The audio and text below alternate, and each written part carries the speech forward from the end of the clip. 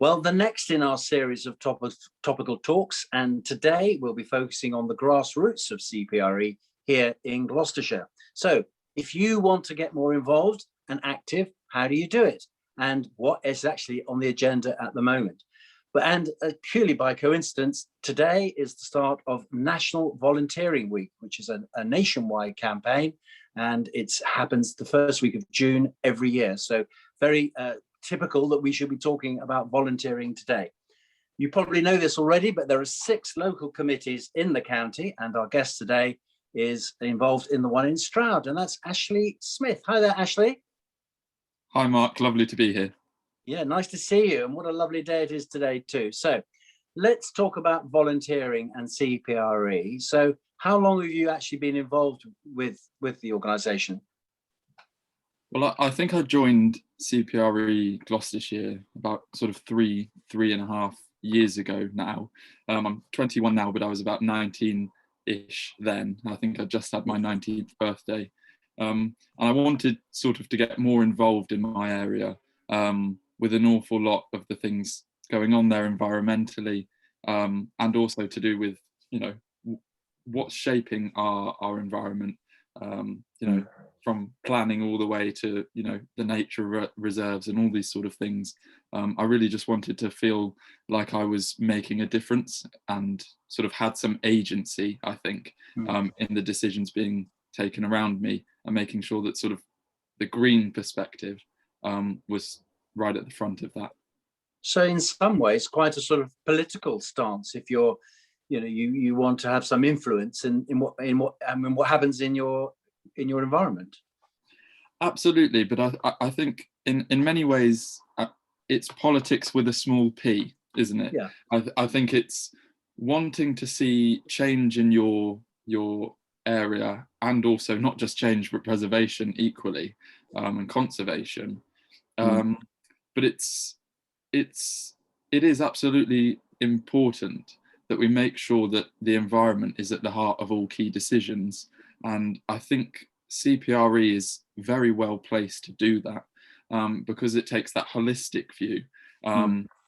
In order for nature to thrive, there has to be the space for it. We know that from many different reports down the line, and I think CPRE is able to do that by taking the view that actually everything we do, what we're building, where we're building it, but also how we can help grow and expand biodiversity in our area through increasing nature reserves, nature corridors, and also trying to take it, transport as well is a key one. How are we traveling?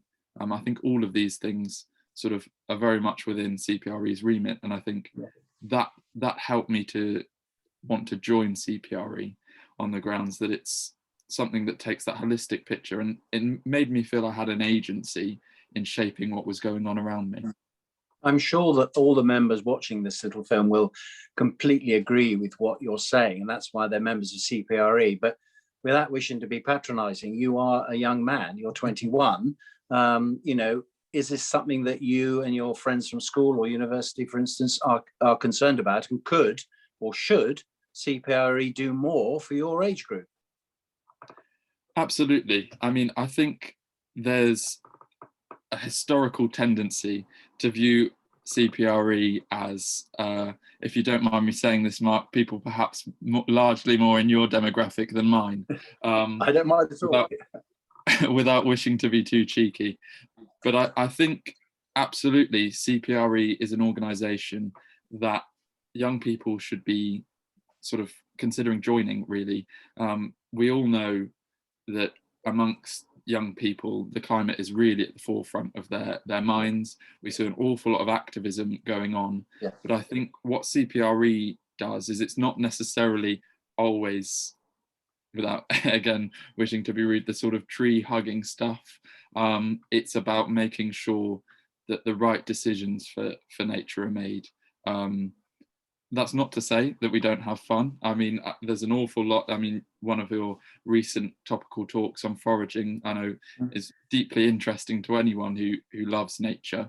But it's also about making sure that we protect nature as best we can too. Okay. So Let's absolutely, talk. I Yeah, was just good. Okay. absolutely more young people should get involved. Well, message to senior management here, Ashley. Let's do more for young people and get more youngsters involved in CPRE. But let's talk about nitty gritty, shall we? We're here to talk about volunteering. You've volunteered, you've stepped up, you're a member of the Stroud committee. So what do you do? What does the committee do? And what are your responsibilities? Well, I think there's a few things really we do as a committee. First and foremost, it's keeping an eye on what's going on in our area and reporting that back. And then it's trying to sort of plot a path that we can get the right decisions made. I mean, we look at local planning applications, we look at,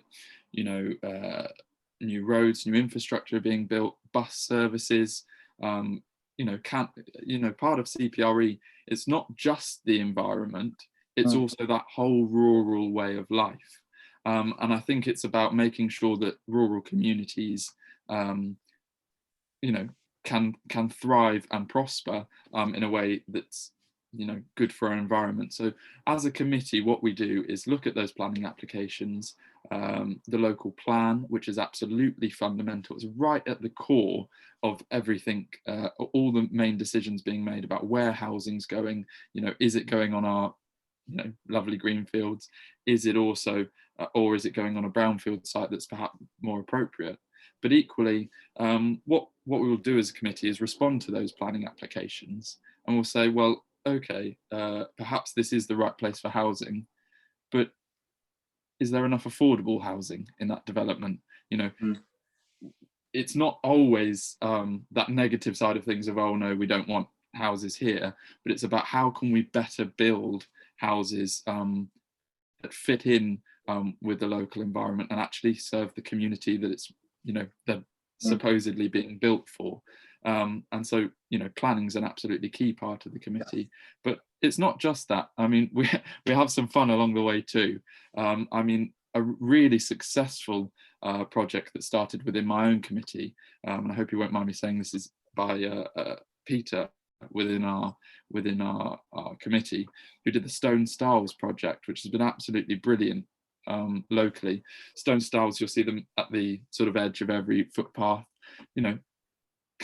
collating that data of where they all are so that we can help to preserve them. But also there's an awful lot of archaeological evidence, historical evidence that's really fundamental, and we can only find out about it through collecting where they are. And Peter sort of, as just a member of our committee, that's something that he was able to do, to start up a project, not all by himself, but largely, did an awful lot of the work, and get the ball rolling. And that's been really, really good, because we've met an awful lot of people who just actually want to get out in the countryside and walk. We found it all, haven't we, with the pandemic? It's been a principal solace for many of us, the English countryside. And I think one of the things that we're able to do as a committee is sort of try and run those events, perhaps with a speaker who knows, frankly, more than we necessarily do on specific areas, and get people out into nature, but also learning about nature at the same time. Little questions, but if we've whetted some appetites and people might be interested in getting involved in a committee, I mean, are you meeting weekly or fortnightly? How often do you meet? Well, as the Stroud committee, we meet sort of every month or so, but of course we're in regular contact throughout that period if anything springs up, and we'll meet for an hour or so, and it's very laid back. I know, being I'm one of those people that has a tendency to see an organisation and join the committee, and it can sort of become a little overwhelming at times, and frankly a little dry. But I think the benefit with CPRE is that whilst we have our big decisions being made in throughout the county, the committee system is actually fairly informal. It's more of a discussion, and trying to make sure that we're getting things done, rather than just strictly always following an agenda and going through the item. You're able to, presumably you're able to take on county-wide initiatives, maybe some national stuff, but at the same time, you're able to come up with your own ideas and implement them as well. Absolutely. So, I mean, recently, for example, we've had the national, a bus for every village every hour campaign. So now that's something that nationally we've helped to try and promote. But absolutely, as I say, the Stone Stiles project, but also many of the individual little projects or little talks come from the committee themselves. It's only through being part of the committee that you actually are able to influence those decisions in your area. Of course. Stroud's a beautiful place, especially the surrounding area, with of course within the AONB. And I think that's the benefit of being on the committee is that ability to see what's shaping your area and get involved, really. Do you have any specific numbers you're after, or just, I'm assuming that you and your colleagues at CPRE HQ would just be interested in anybody who wants to become more involved? So, it doesn't specifically have to be Stroud. It could be, anywhere in Gloucestershire. If you want to get more involved, if you've been inspired by what you've said, please step forward and we'll find a place for you. No, absolutely. As you said, we've got 6 committees throughout the district, but in many ways you don't have to worry about. The fact is, if you're in Gloucestershire, there's a home for you, whether in the Forest of Dean or North Cotswolds. I know we're a big county, but absolutely, we want you to get involved. We'd absolutely love to have you on board. And actually, the more hands on decks, I mean, our committees are run entirely by volunteers. So the more hands on deck there are, the more that can be done. And I mean, I'm at risk of doing the hard sell here, Mark, but I think it's, if you love the English countryside, why wouldn't you get involved? Yeah. And I think that's my sort of core message. And that's I mean, it's a very good point.